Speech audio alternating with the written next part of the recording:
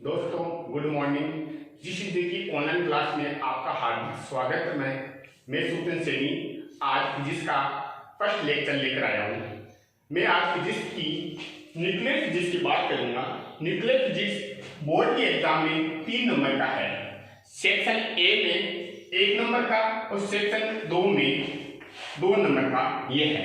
Board के exam की दृष्टि से शानदार यूनिट और मोस्ट इंपोर्टेंट यूनिट है न्यूक्लियर फिजिक्स। न्यूक्लियर फिजिक्स का सबसे पहला हम टॉपिक की बात करें वो होता है नाभिक।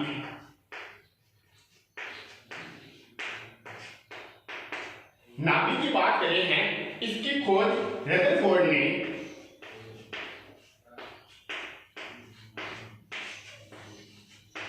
ने अल्फा प्रकीर्णन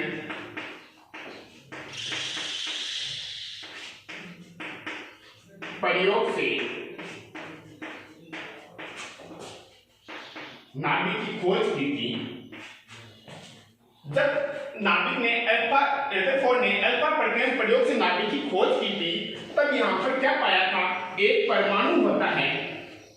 परमाणु का जो केंद्रित भाग होता है वो होता है नाभिक होता है। ये क्या है, परमाणु।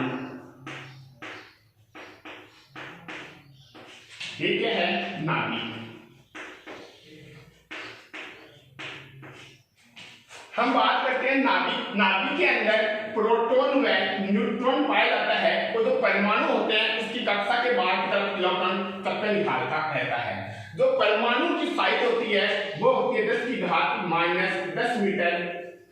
तो जो नाभिक की घात होती है, नाभिक की जो साइज होती है वो होती है 10⁻15 मीटर। मैं अगर नाभिक की परिभाषा बताऊं तो क्या होता है, वह नाभिक या रदरफोर्ड ने अल्फा प्रकीर्णन प्रयोग से बताया कि जब हमारे पास अल्फा कणों की बौछार होगी तब वहां पर एक धनावेश होगा। धनावेश होने के कारण संपूर्ण धनावेश वहां पर क्या होगा, संपूर्ण धनावेश होगा, वहां पर द्रव्यमान इकट्ठित होगा। तो वहां पर क्या होता है, नाभिक होता है। अगर मैं इस रूम की बात करूं उदाहरण से, ये मेरे रूम है, यहाँ पर क्या होता है, ये है एक परमाणु। परमाणु का यहाँ पर रूम का जो केंद्र का भाग होता है वो होता है नाभिक। तो यहाँ पर नाभिक होता है। यहाँ पर तो प्रोटॉन और न्यूट्रॉन का सम्मिलित रूप ही क्या कहलाता है, न्यूक्लियन कहलाता है।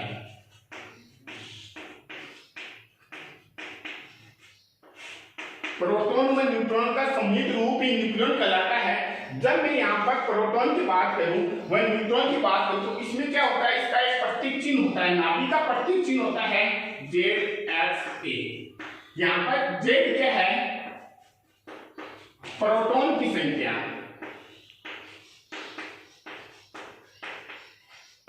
या इसे कहते हैं परमाणु क्रमांक।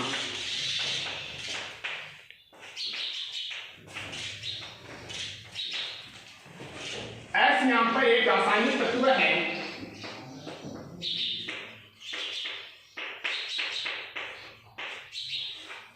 A यहां पर द्रव्यमान संख्या है।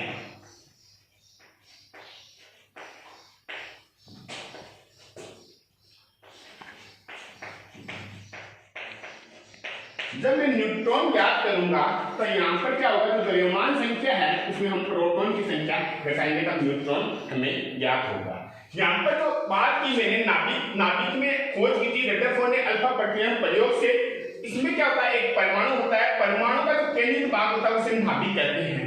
जो परमाणु है उसकी साइज होती है 10⁻⁻10 मीटर। जो नाभिक होती है उसकी साइज होती है 10⁻15 मीटर।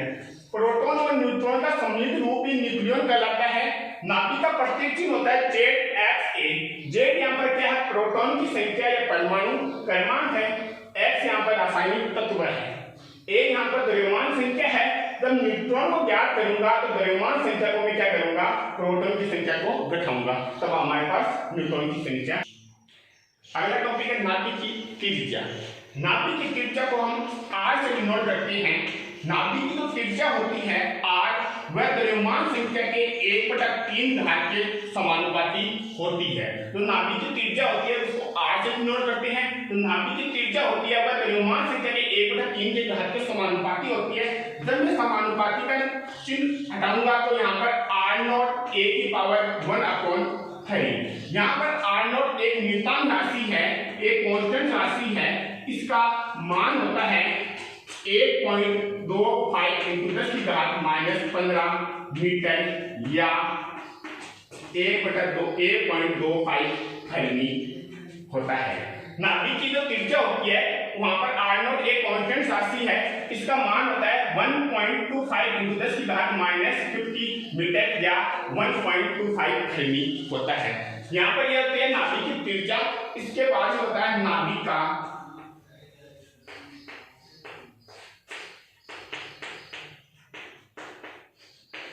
आयतन। नाभिक का आयतन में क्या होता है, जो नाभिक की त्रिज्या होती है, माना नाभिक की त्रिज्या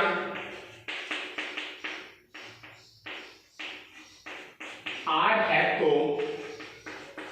आयतन v बराबर 4/3 पाई r क्यूब। यहाँ पर मैंने क्या किया, नाभिक को त्रिज्या r है तो आयतन v बराबर 4/3 पाई r क्यूब है। मैंने बताया था नाभिक की त्रिज्या r बराबर r0 a की पावर 1/3। समीकरण नंबर 1, समीकरण नंबर 2। समीकरण नंबर 2 का मान समीकरण नंबर 1 पे पुट करूंगा फ्रॉम इक्वेशन 1 एंड 2। मैं क्या करूंगा, v बराबर 4/3 पाई r0 a की पावर a। ये क्या है, नाभिक का आयतन है। नाभिक का जो आयतन होता है वह द्रव्यमान, नाभिक का आयतन है वो द्रव्यमान संख्या a के समानुपाती होता है। नाभिक का आयतन किसके होता है, द्रव्यमान संख्या a के समानुपाती होता है। यहाँ पर हम कह सकते हैं कि नाभिक की त्रिज्या तो कितनी है, r0 बराबर a की पावर 1/3 है। जब मैं समीकरण 2 का मान समीकरण 1 में पुट करूंगा तो v बराबर 4/3 पाई r0 की पावर 3a, तो v समानुपाती a। जो आयतन होता है वो द्रव्यमान संख्या a के समानुपाती होता है। नाभिक का घनत्व है। नाभिक में घनत्व में क्या होता है, जो संपूर्ण द्रव्यमान होता है इसे हम m से, कैपिटल M से डिनोट करते हैं, और जो मेरे पास जो आयतन होता है इसे हम v से डिनोट करते हैं। तो घनत्व को किससे प्रदर्शित करते हैं, ρ से प्रदर्शित करते हैं। तो अगर किसी नाभिक का संपूर्ण द्रव्यमान m व आयतन v हो तो नाभिक का घनत्व होता है ρ बराबर कैपिटल M/v। समीकरण नंबर 1। अगर किसी नाभिक में प्रोटॉन व न्यूट्रॉन का जो द्रव्यमान होता है वो तो कितना होता है, प्रोटॉन व न्यूट्रॉन का मास होता है वो तो होता है m, उसमें क्या होता है, द्रव्यमान संख्या होती है वो होती है a। तो मैं इसमें क्या करूंगा, संपूर्ण, इसका नाभिक का संपूर्ण द्रव्यमान होता है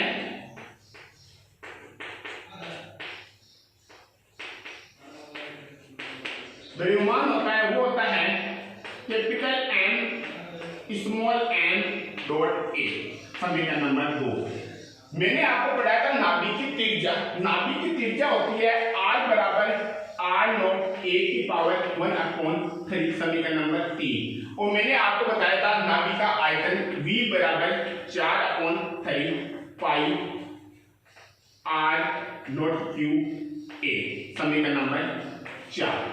समीकरण नंबर 4 का समीकरण नंबर 1 व 2, समीकरण नंबर 4 मैं क्या करूंगा, समीकरण नंबर फ्रॉम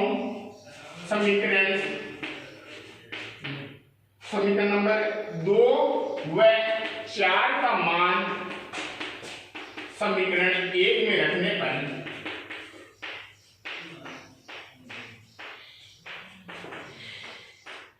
एक में रखूंगा मैं, तो मेरे पास रो बराबर, मेरे पास कैपिटल M है, कैपिटल M का मान है m डॉट a, और मेरे पास v का मान है 4/3 पाई r0 क्यूब a। मैं क्या करूंगा, a से a कैंसिल करूंगा तो मेरे पास बचा 3m 4 पाई r0 क्यूब। मैं क्या करूंगा, रो बराबर 3m/4 पाई r0 3 है, तो यहाँ पर मेरे पास m का मान कितना होता है 8.67 इंटू 10 की घात -27 kg होता है, और मेरे पास r0 का मान होता है 8.2 इंटू 10 की घात -15 मीटर होता है। पाई का मान 3.14 होता है। जब ये तीनों मान मैं समीकरण नंबर 5 में पुट करूंगा तो मेरे पास क्या आएगा, समीकरण नंबर 5 में पुट करने पर 5 से रो बराबर 1.67 इंटू 10 की घात -27 kg 4 इंटू 3.14 इंटू 2 1.2 इंटू 10 की घात -15 क्यूब। जब इस समीकरण को मैं हल करूंगा तो मेरे पास नाभिक का घनत्व आएगा 2.3 इंटू 10 की घात -17 kg अपॉन मीटर क्यूब। ये होता है नाभिक का घनत्व। किसी एग्जाम में, अच्छे एग्जाम में क्वेश्चन पूछा था नाभिक के घनत्व की कोटि कितनी होती है। नाभिक के घनत्व की कोटि होती है रो बराबर 10 की पावर 17। अच्छे एग्जाम में क्वेश्चन आया था नाभिक के घनत्व की कोटि कितनी होती है, रो बराबर 10 की पावर 17 होती है। मैं नाभिक की त्रिज्या पर निर्णय का क्वेश्चन लेकर आया हूं। मेरा सबसे पहला निर्णय का क्वेश्चन 1 है। मैं क्या करूंगा, नाभिक की त्रिज्या क्या होती है, r समानुपाती a की पावर 1/3 है। मैं इस पर क्या करूंगा, अगर निर्णय का क्वेश्चन याद करूंगा, अगर किसी में दो द्रव्यमान a व b दिया हुआ होता है, अगर नाभिक की त्रिज्या का अनुपात पूछा गया तो निर्णय का क्वेश्चन पर एक सूत्र बनेगा r/r2 बराबर a1/a2 की पावर 1/3। किस सूत्र की बात करूं, नाभिक की त्रिज्या का सूत्र होता है r समानुपाती a की पावर 1/3। जब नाभिक के द्रव्यमान दो द्रव्यमान दिए हुए हैं, नाभिक की त्रिज्या का सूत्र पूछे, अनुपात का सूत्र पूछे तो a1/a2/1/3। इस क्वेश्चन पे मैं दो क्वेश्चन कराऊंगा। तो मेरे पास जो क्वेश्चन है वह है नाभिक का द्रव्यमान में, अगर मेरे पास नाभिक का द्रव्यमान दो द्रव्यमान दिए गए हैं, उसका अनुपात होता है 1:8। पहला क्वेश्चन है कोई नाभिक का द्रव्यमान दो द्रव्यमान दिया हुआ है, a का तो a है, b का 8 है, नाभिक की त्रिज्या का अनुपात कितना होगा, r1/r2 का मान कितना होगा। वापस क्वेश्चन बता रहा हूं, नाभिक के दो द्रव्यमान दिए हुए हैं 1:8, तो नाभिक के जो त्रिज्या का अनुपात होता है वह r1/r2 का अनुपात पूछा गया है। सॉल्यूशन बताऊं मैं इसका, मेरे पास नाभिक का द्रव्यमान a1/a2 गिवन है, वो कितना है, 1:8 है। जब मेरे पास किसका पूछा गया, r1/r2 का पूछा गया, तो मेरे पास फॉर्मूला है r1/r2 बराबर a1/a2 की पावर 1/3। तो मेरे पास r1/r2 है, a1 का मान तो मेरे पास 1 है, a2 का मान मेरे पास 8 है, 1/8 की पावर 1/3। जब इसे सोल्व करूंगा तो मेरे पास r1/r2 का मान आया 1/2। तो मेरे पास मैं कह सकता हूं r1/r2 बराबर 1/2। ये किस पर बेस्ड था, अगर नाभिक का द्रव्यमान दिया हुआ है तो नाभिक की त्रिज्या का ज्ञात करने का सूत्र होता है r1/r2 बराबर a1/a2। क्वेश्चन नंबर 1 है ये। अपना दूसरा क्वेश्चन है, नाभिक का द्रव्यमान 25:125 है, तो नाभिक का घनत्व का अनुपात ज्ञात कीजिए। मैंने नाभिक का घनत्व का बताया था आपको, रो बराबर ma/4/3 5 r0 की पावर 3a। मैंने a को a कैंसिल किया था, तो मैं क्या कर सकता हूं, नाभिक का घनत्व में है a पर निर्भर नहीं करता है, नाभिक का घनत्व a पर निर्भर नहीं करता कभी भी, तो इसलिए क्या करता है, जो नाभिक का घनत्व होता है वह a पर निर्भर नहीं करने के कारण इसमें क्या होगा, जो रो का मान होता है वह हमेशा 1:1 में अभिष्ट होता है। किसी एग्जाम में आया था नाभिक का द्रव्यमान 25:125 में है, तो नाभिक का घनत्व का अनुपात ज्ञात कीजिए। नाभिक का जो घनत्व होता है वो द्रव्यमान संख्या पर निर्भर नहीं करने के कारण इसका अभिष्ट अनुपात होता है 1:1। ये तो समीकरण नंबर 2 का सॉल्यूशन था। समीकरण नंबर 3 का है, नाभिक के दो द्रव्यमान 64:125 में है, तो नाभिक की त्रिज्या का अनुपात ज्ञात कीजिए। जो मेरे पास नाभिक का द्रव्यमान है, समीकरण नंबर 3 का सॉल्यूशन है ये मेरे पास क्या है, नाभिक का दो द्रव्यमान है A1 अनुपात A2। मेरे पास जो द्रव्यमान है वो गिवन है 64 अनुपात 125। तो नाभिक की जो त्रिज्या होती है वहां का फॉर्मूला होता है अपने पास R1 अपॉन R2 बराबर A1 अपॉन A2 की पावर 1 अपॉन 3। जब मैं ये मान रखूंगा तो मेरे पास सॉल्यूशन आएगा R1 अपॉन R2 बराबर 64/125 की पावर 1 अपॉन 3। जब मैं इस समीकरण को सोल्व करूंगा तो मेरे पास R1 अपॉन R2 बराबर 4/5। अगला टॉपिक है नाभिक के प्रकार। नाभिक के प्रकार 5 प्रकार का होता है। सबसे पहला प्रकार है समस्थानिक, दूसरा है समभारिक, तीसरा है समन्यूट्रॉनिक, चौथा है दर्पण नाभिक, पांचवा है समअवयवी नाभिक। सबकी अलग अलग परिभाषा व उदाहरण देकर समझाऊंगा। सबसे पहले है समस्थानिक।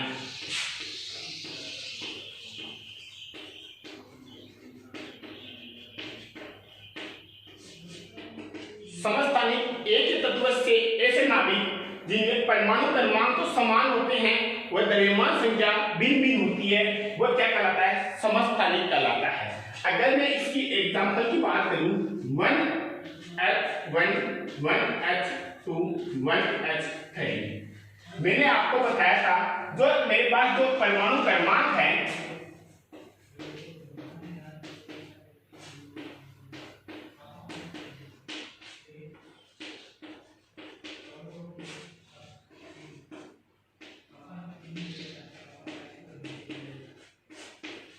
द्रव्यमान संख्या भिन्न भिन्न।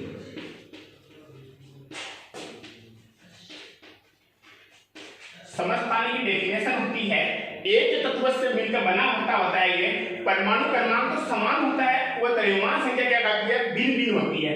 मैंने आपको एक एग्जांपल लिखा है, यहाँ पर क्या आता है, मेरे पास परमाणु क्रमांक तो समान है तीनों के, लेकिन जो द्रव्यमान संख्या है वो क्या है, भिन्न भिन्न होती है। ये क्या कहलाता है, समस्थानिक कहलाता है। मैं दूसरा है मेरे पास समभारिक।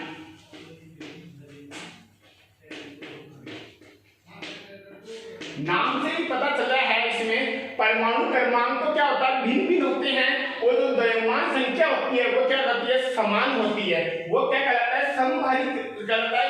ये दो तत्वों से मिलकर बना होता है पदार्थ। इसका एग्जांपल की बात करें तो इसमें क्या होता है,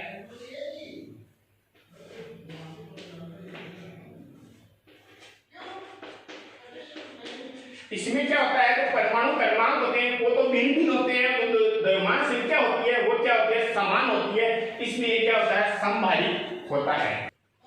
तीसरा है अपना समन्यूट्रॉनिक। इसलिए दो तत्वों से मिलकर बना होता है ये, इसमें न्यूट्रॉन की संख्या क्या होती है, समान होती है। जो न्यूट्रॉन की संख्या होती है वह हमेशा समान होती है।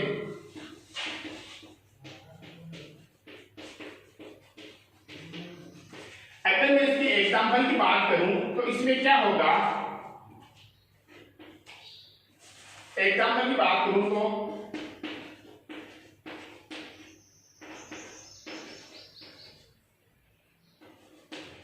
तो इसमें क्या होता है, न्यूट्रॉन की संख्या समान होती है। न्यूट्रॉन का अगर मैंने आपको बताया था, न्यूट्रॉन की संख्या याद करने के लिए द्रव्यमान संख्या को हम क्या कहेंगे, परमाणु क्रमांक को बताएंगे। अगर 11 Na23 है तो मैं इसमें न्यूट्रॉन की संख्या कितनी होगी, मेरे पास 23। तो क्या है, मेरे पास द्रव्यमान संख्या है 11, क्या आएगा, 1 परमाणु क्रमांक है। तो 23 में से 11 गए 12 बचे, और तो मेरे पास दूसरा है 12 Na24।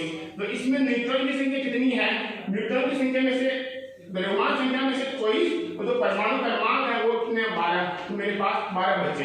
इसमें क्या होता है, समन्यूट्रॉनिक में दो तत्वों से मिलकर बना होता है ये, इसमें जो न्यूट्रॉन की संख्या होती है वो समान होती है। तो मेरे पास एग्जांपल है 11 Na23 12 Na24, इसमें न्यूट्रॉन की संख्या 12 है, इसलिए ये समन्यूट्रॉनिक है। नाभिक के प्रकार का चौथा प्रकार है दर्पण नाभिक। दर्पण नाभिक में क्या होता है, ये भी दो तत्वों से मिलकर बना होता है। इसमें जो होता है प्रोटॉन व न्यूट्रॉन की संख्या है आपस में परिवर्तित होती है।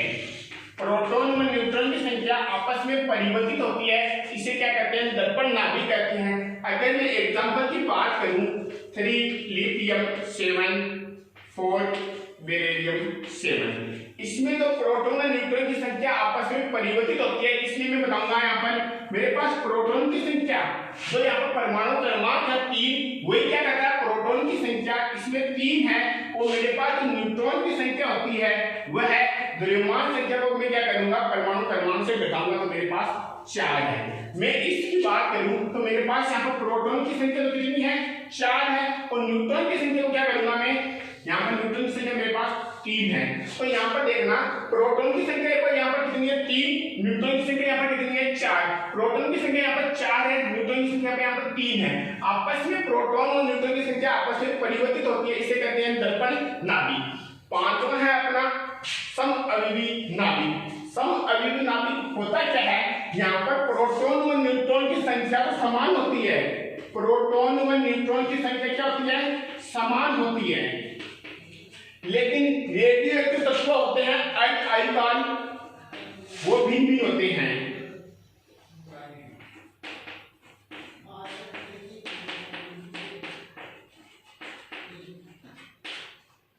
समअवयवी नाभिक में क्या होता है प्रोटॉन और न्यूट्रॉन की संख्या तो समान होती है, लेकिन आयतन भिन्न भिन्न होते हैं, इसे कहते हैं समअवयवी नाभिक। अपना अगला टॉपिक है एटॉमिक मास यूनिट। ये क्या होता है जो परमाणु का जो द्रव्यमान होता है उसके छोटे नापने के लिए एटॉमिक मास यूनिट का प्रयोग किया गया था। इसे हम AMU से भी दर्शाते हैं, कई जगह हम U से भी दर्शाते हैं। एटॉमिक मास यूनिट में क्या होता है जो कार्बन 12 होता है इसका जो परमाणु का द्रव्यमान होता है,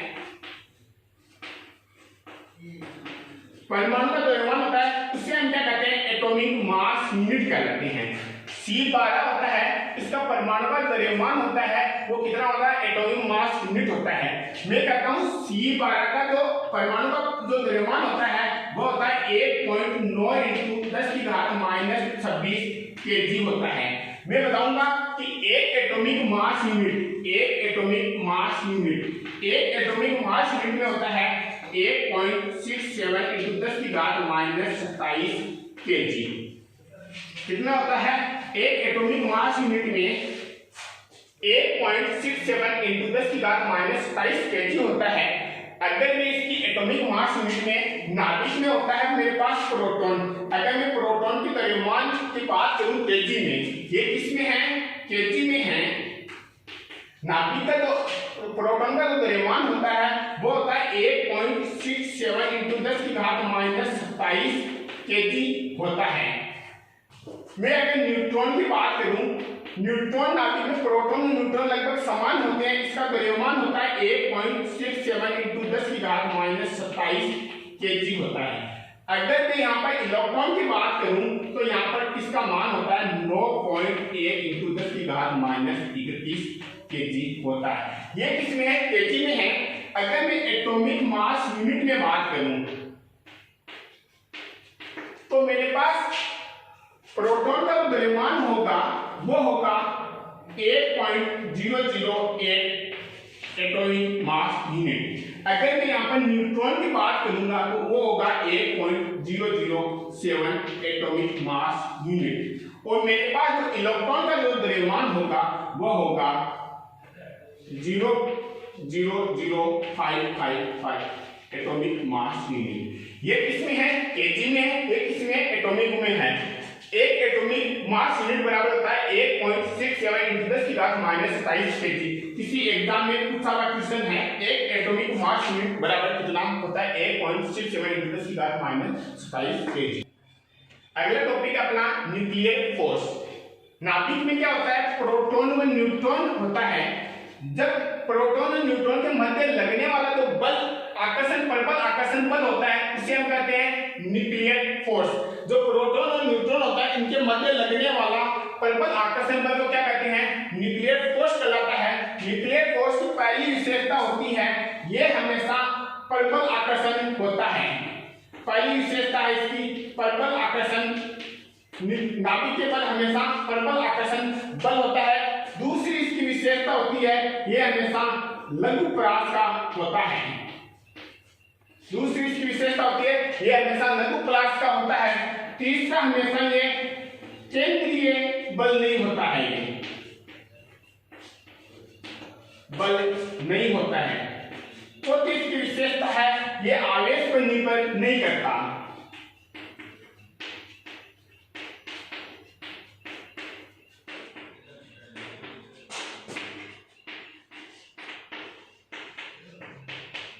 पांचवी इसकी विशेषता होती है जो खुला विद्युत बल होता है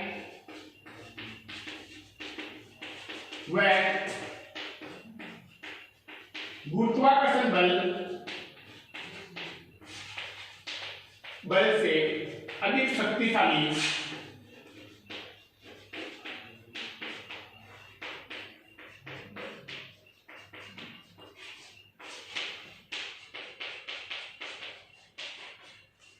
नाभिक का जो मैं नाभिक के फोर्स की विशेषता बता रहा था, सबसे पहले प्रबल आकर्षण बल होता है ये, दूसरा है ये लघु क्लास का होता है, तीसरा केंद्रीय बल नहीं होता है, चौथा ये आवेश पर निर्भर नहीं करता है, पांचवा जो विद्युत बल व गुरुत्वाकर्षण बल है इससे अधिक शक्तिशाली होता है। और ये एग्जाम में पूछा हुआ है, विशेषता इंपॉर्टेंट टॉपिक है।